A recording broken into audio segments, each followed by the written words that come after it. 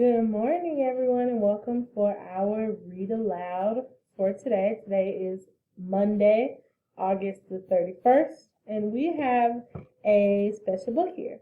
This book, the title reads Harold and the Purple Crayon by Crockett Johnson.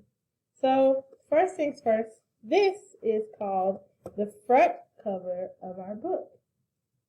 Then, just like on your body, our book has a spine. This is the spine of our book.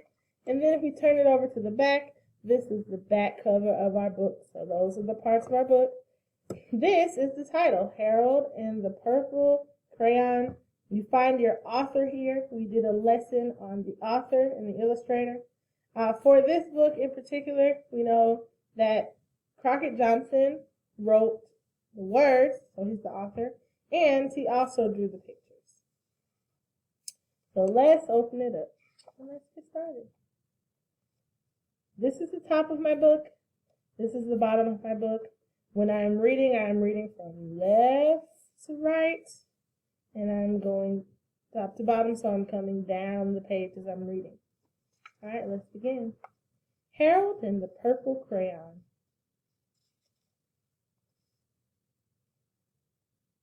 Harold and the Purple Crayon by Crockett Johnson.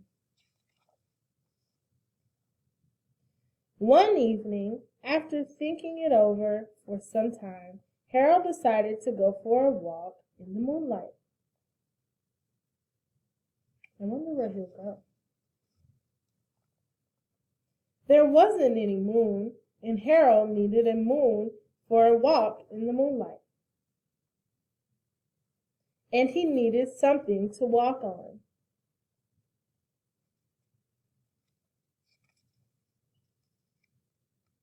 He made a long straight path so he wouldn't get lost. And he set off on his walk, taking his big purple crayon with him.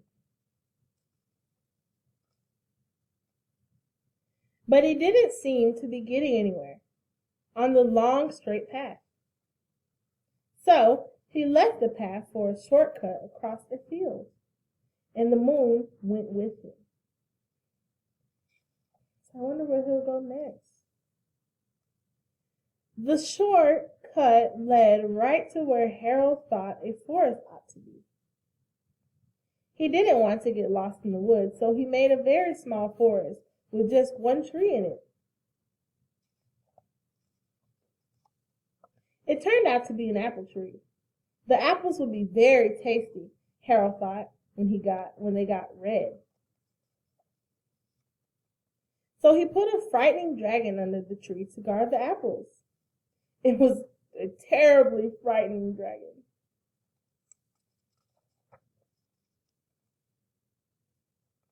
It even frightened Harold.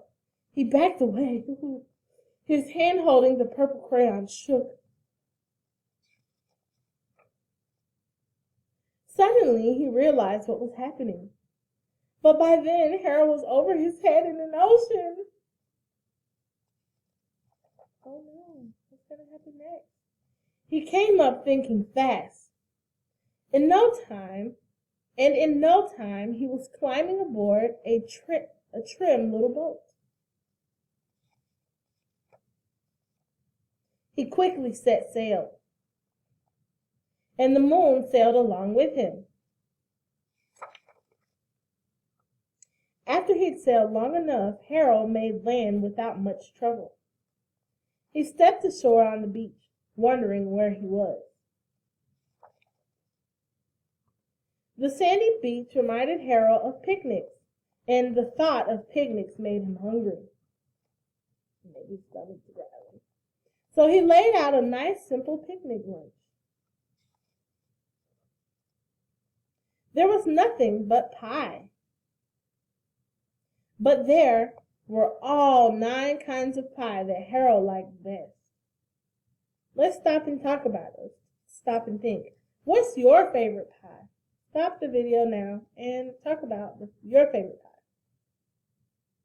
All right, welcome back. So my favorite pie, I really like sweet potato pie. And apple pie. So I kind of was struggling. I couldn't pick one. So I like two different kinds. All right. When Harold finished his picnic, there was quite a lot left. He hated to see so much delicious pie go to waste. So Harold left a very hungry moose and a deserving porcupine to finish it up. And off he went looking for a hill to climb to see where he was. So since Harold's trying to see where he is, how about we go back and take a picture while let's think about, let's see how many of them can we remember. What has Harold drawn so far? So here we go, just looking at the pictures.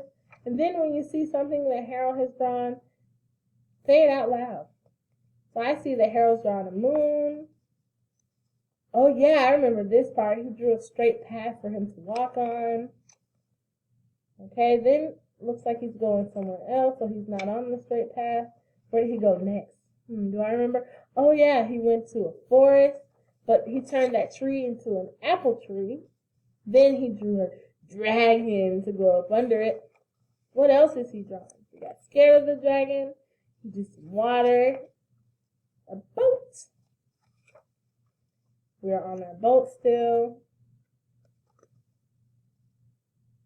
Okay, looks like he's back on land in this picture. Oh yeah, he went to a picnic and now he is drawing some pies. We talked about our favorite pie. Okay. Pie. And now he's drawing a friend to help him, a porcupine to help him to finish all the pie. And he's about to leave. So let's keep reading.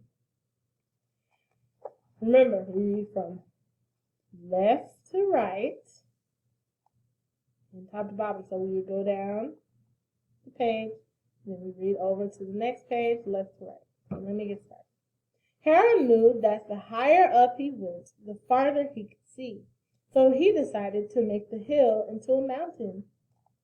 If he went high enough, he thought, he could see the window of his bedroom. He was tired, and he felt he ought to be getting to bed. He hoped he could see his bedroom window from the top of the mountain. But as he looked down over the other side, he slipped. And there wasn't any other side of the mountain. He was falling in thin air. But luckily, he kept his wits and his purple crayon, He made a balloon and he grabbed onto it. And he made a basket under the balloon big enough to stand in. He had a fine view from the balloon, but he couldn't see his window. He couldn't even see a house. So he made a house with windows, and he landed the balloon on the grass in the front yard. None of the windows was his window. He tried to think where his window ought to be. He made some more windows. He made a big building full of windows. He made lots of buildings full of windows. He made a whole city full of windows. But none of the windows was his window. He couldn't think where it might be. He decided to ask a policeman. The policeman pointed the way Harold was going anyway, but Harold thanked him. And he walked along with the moon, wishing he was in his room and in bed. Then suddenly, Harold remembered.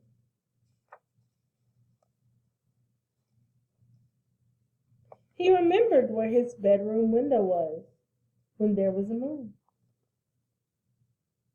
It was always right around the moon. And then Harold made his bed. He got in it and drew up the cover.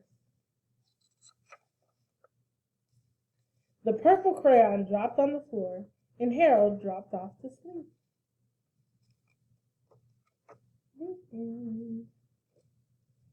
So what a fascinating story with our friend Harold here in his purple crayon. Harold had a really big imagination, and he can make all kinds of wonderful, wonderful pictures. And something, just to make it a little fun. How about you grab a purple crayon and you tell us where you would go? So what adventures, if you were Harold and you had a purple crayon, where would you go? Where would your purple crayon lead you? And that'll be fun. Now again, let's review our parts of the book. This is the front cover with the things that go on our front cover, the title, the author. The author is the person that wrote the words. The illustrator would also be here, which is also Crockett Johnson. He drew these pictures, so our friend Harold here in his purple crayon. And then we have our title, Harold in the Purple Crayon. This just gives us a hint about what the book will be about. Then we have, just like our bodies, this book has a spine that holds it all together. And then we have our back cover. So those are the two parts. Now, taking a walk, we know the author wrote the words and the illustrator drew the pictures. If you want to answer questions about our character here, what is his name? Harold, good job. And Harold, let's see if we can describe him. Does Harold have a lot of hair? No, I can see that Harold's kind of bald. Harold has on a blue night outfit. His crayon is purple. That's just something that I know about Harold to help me to describe him and his wonderful imagination. But, friends, thank you for joining me, and I will see you all